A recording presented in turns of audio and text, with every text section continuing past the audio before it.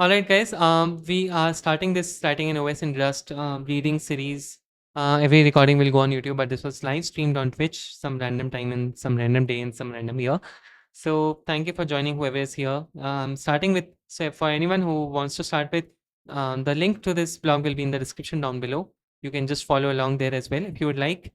I am going through this. I've used Rust before. I've been using C and C++ and Python recently, but let's see how it moves along. The reason we are using Rust and we are like referring to this blog is because first it's actively maintained. If you go to the GitHub, like people still create PRs to fix things and all. And plus, I like this guy. He has always been making some random, not some random, but actually frequent this month in Rust OS Dev blogs as well. So if you'd like to check it out, it's nice as well. I'm not sure if it's actually from him or it's just yeah, edited by Philip. Yeah. So he has been doing this.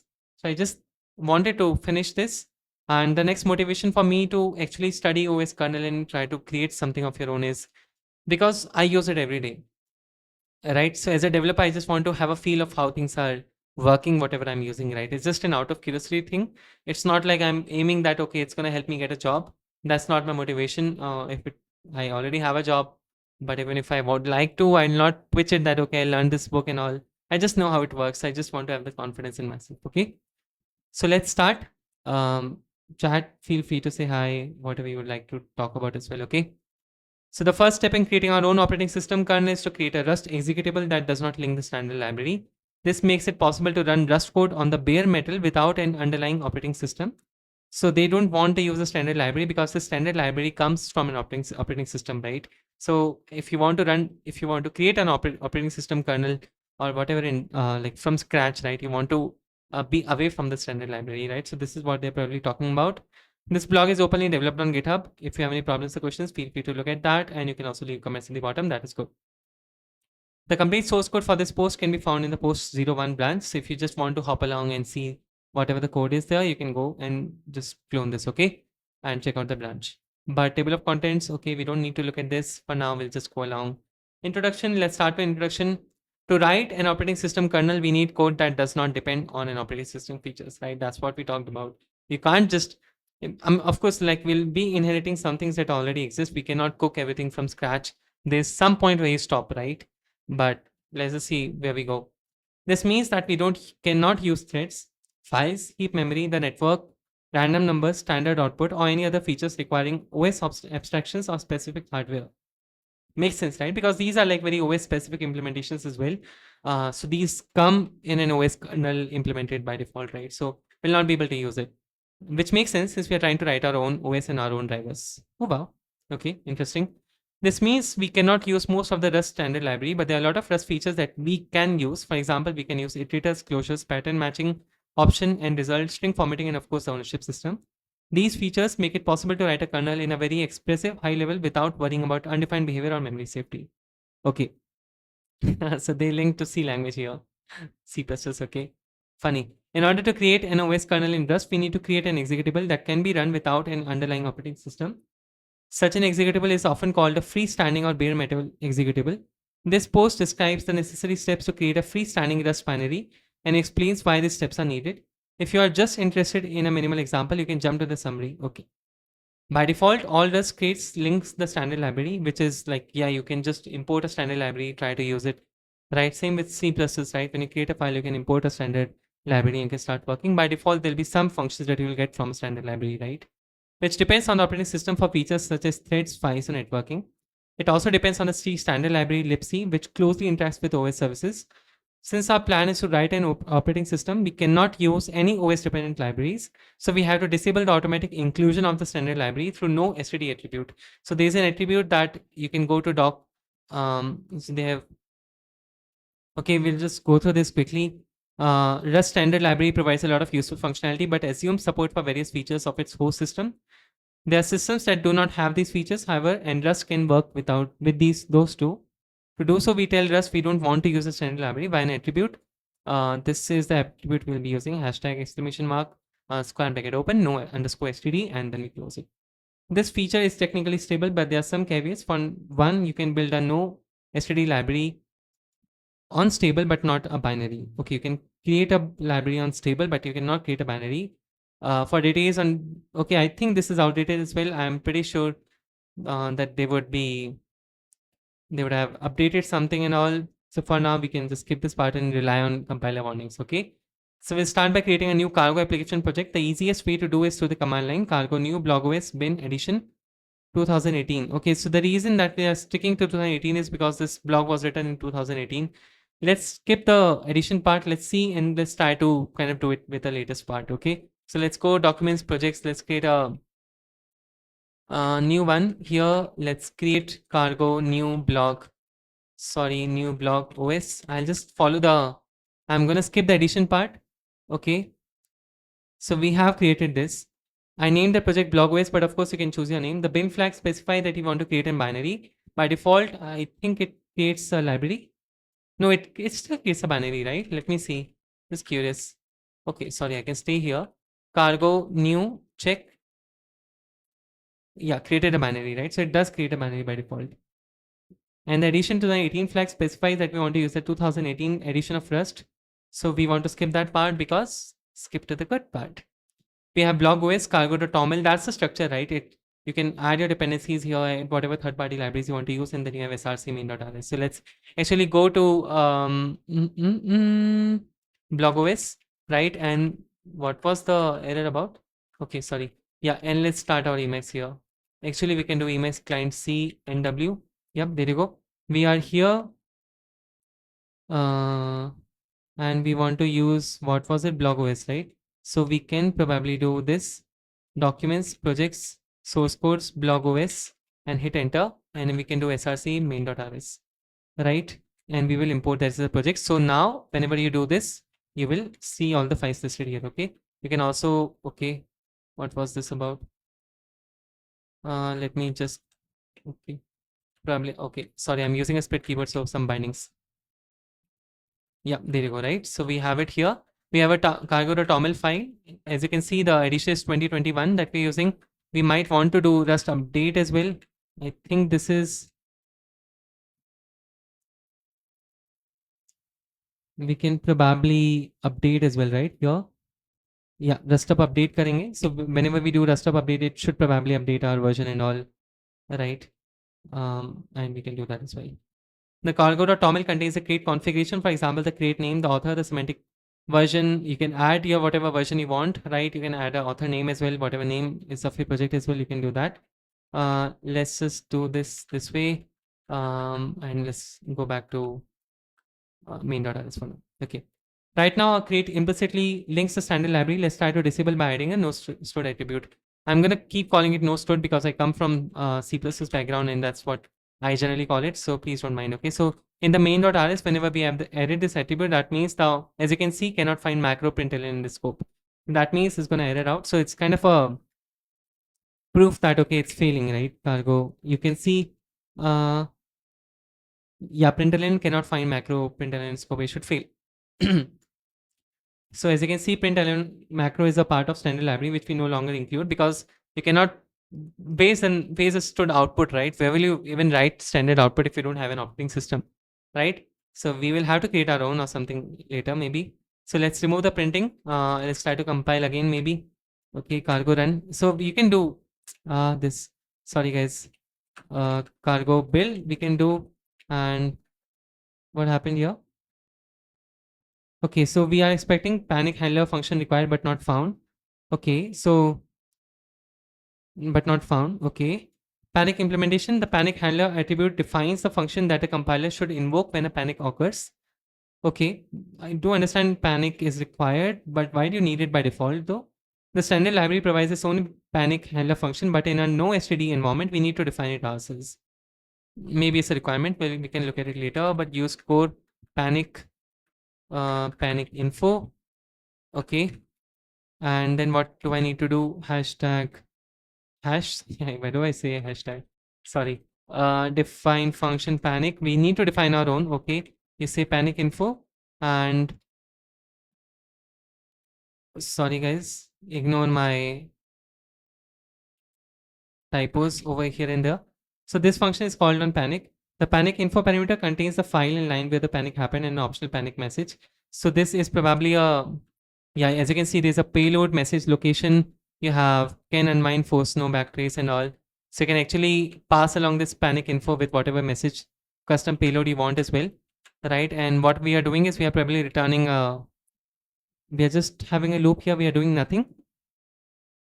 The function should never return. So okay, it is marked as a diverging function by returning a never type. So this is a never type. Okay, so it should never return because you are panicking. I guess that's why you just want it to never return, is it? What's a diverging function? Rust has some special syntax for diverging functions, which are functions that do not return. So you do this. Okay, interesting. This is nice to have a diverging function, right? By returning a never type. Okay, there's not much we can do in this function for now, so we just loop indefinitely. Interesting. So this is a indefinite loop. I see. The EH personality language item. Let's try to build it for now and let's see if there's anything that we want to look at. Unbinding panics are not supported without STD. Okay. Let's see what else is there. Language items are special functions and types that are required internally by the compiler. For example, the copy trait is a language item that tells the compiler which types have copy semantics. When we look at the implementation, we see it as a special lang equal to copy attribute that defines it as a language item. Okay, so when we do lang equal to copy, that means copy is a language item. While providing custom implementations of language items is possible, it should only be done as a last resort. The main reason is that language items are highly unstable implementations. Lang. Highly unstable implementation details and not even type check. So the compiler does not even check if a function is the right argument types. Oh, fortunately, there is a more stable way to fix above language item error. The EH personality language item makes a function that is used for implementing stack unwinding. Yeah, as you can see, unwinding panics are not supported without STD. So this is where probably we're using stack unwinding.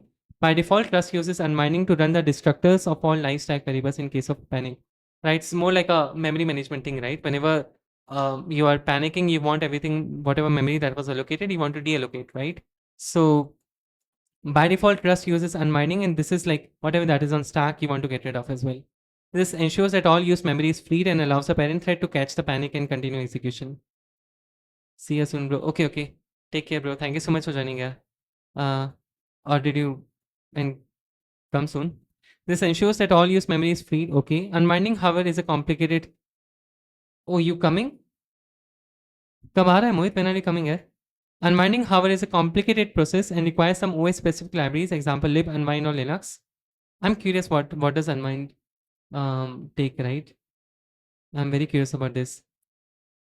So these are OS specific libraries, so we don't want to use it for operating system. So you need to disable unwinding so that this does not happen.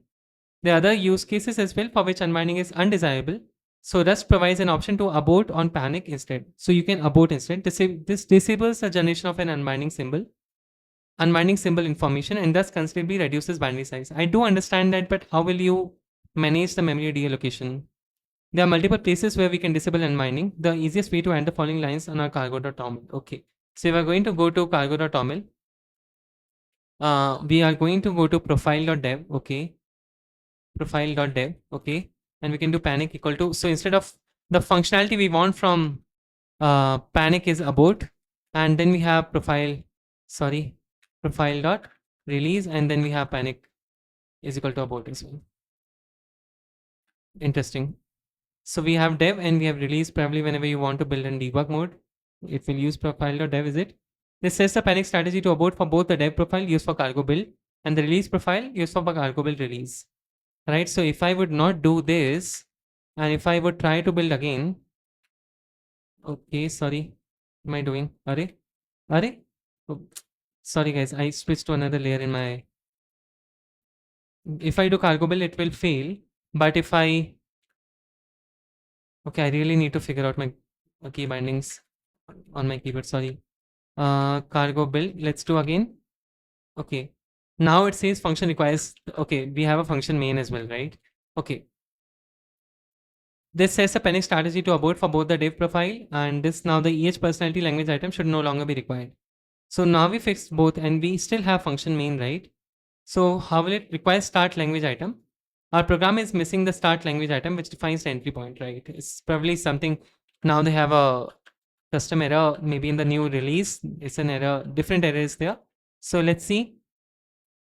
It requires help use NoMain to bypass a standard entry point, declares a platform specific entry point itself, usually with no mangle. Okay, so for now, what I can do is I can have this and I can say probably with what it says, no main, right? So this attribute should help me disable that. Okay, this is irritating, guys. Sorry. Clear cargo build. Cargo run could not compile due to one previous error. Okay, let's see. Start main is missing us. We need to have a start maining because see what will happen if you build. I think it will. Okay, it doesn't work because it's at the end of the day it's an executable, right? So you need something as a starting point. Now we want to talk about start language item. One might think that the main function is the first function called when you run a program. However, most languages have a runtime system which is responsible for things such as garbage collection, example in Java, or software threads, example Go routines in Go. Okay, this runtime needs to be called before main since it needs to initialize itself.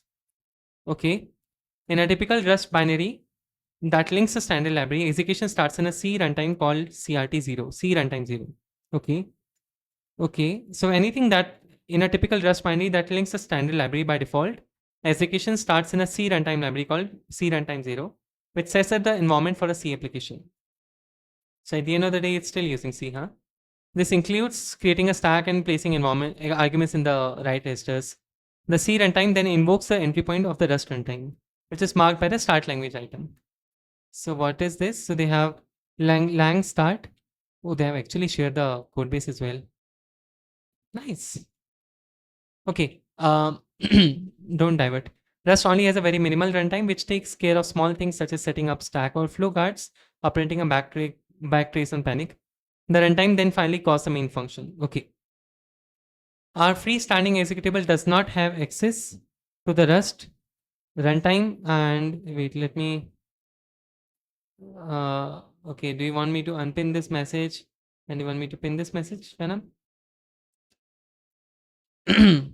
So we need to define our own entry Rust point. Implementing the start language item would not help since it would still require C runtime 0. Instead, we need to override the C runtime 0 entry point directly. Okay, so we are overriding the entry point. How do we do that?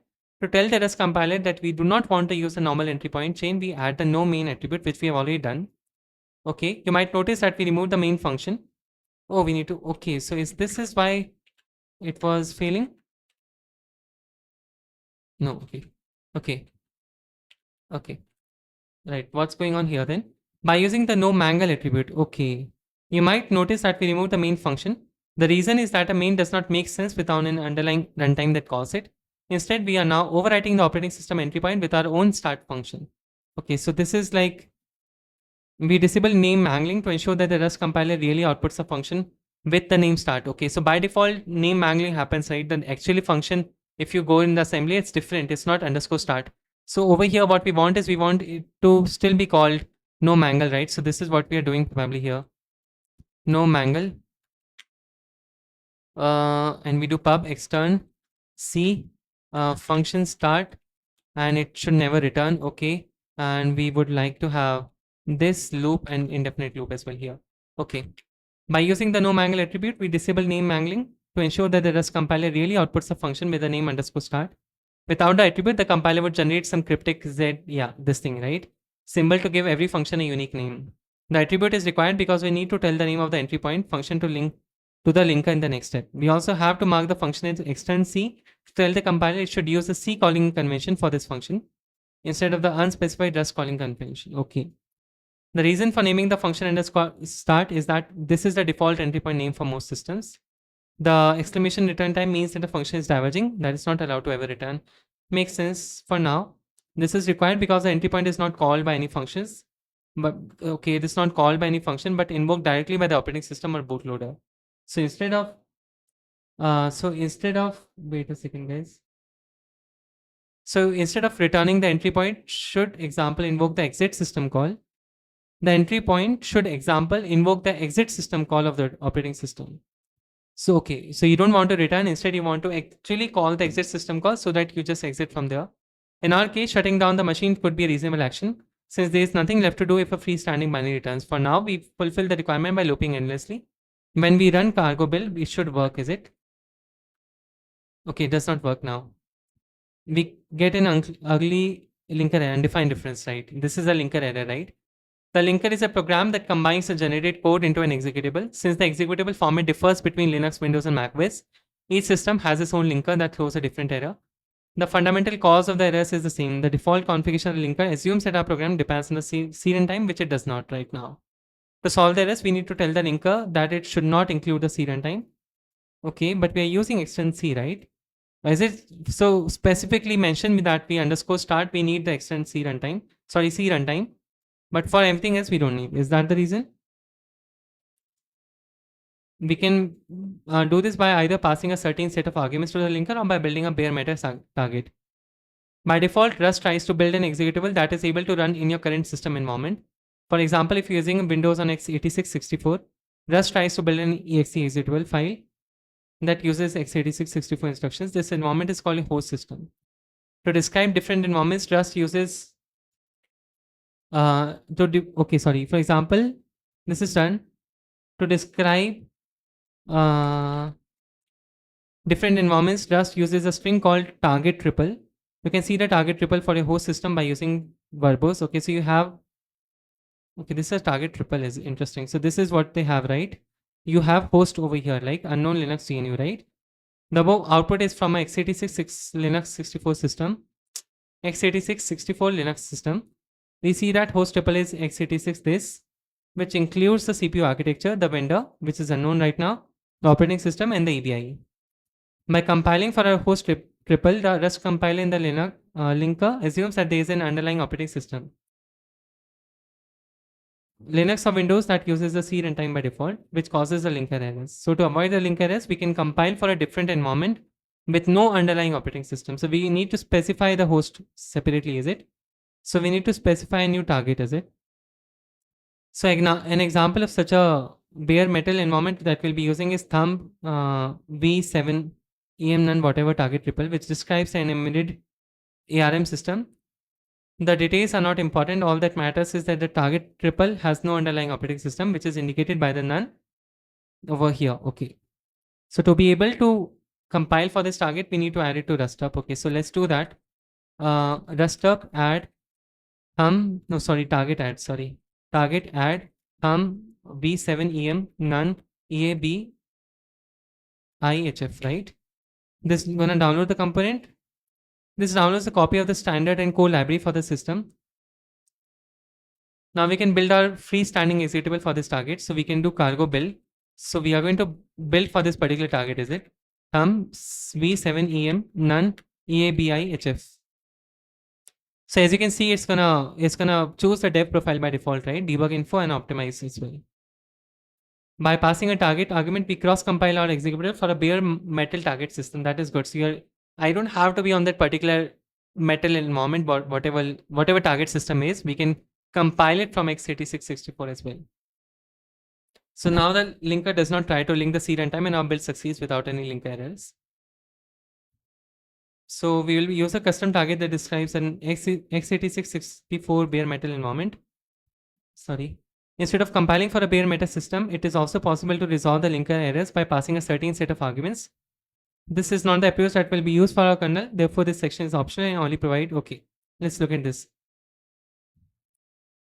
So we can profile, okay, we can do no start files and basically just mean that, okay, we don't want it to look for, we don't need to specify the name of our entry point function, especially since the linker looks for a function with the name underscore start by default. Okay, so it depends on operating system by default. Okay, so I'm going to skip this part. We can look at this offline, and whenever it's needed, we can look at this. I'm going to skip this for now. Where do I, yep, there you go. Okay, so we are done overall. So we have created this binary. This does work for now. We will look at the next post, explain the steps needed for turning our freestanding binary into minimal operating system kernel. Okay. So we'll look at this in the next stream, guys. I'm going to pause the recording for now on YouTube. Thank you so much for being here. If you want to carry along, feel free to subscribe to the channel. There's no push at all. And we'll be continuing with the next post in the next stream. Follow me on Twitch. Buffy Codes is the name. And you guys can follow me there. Thank you so much, guys. Bye-bye. Take care. Bye.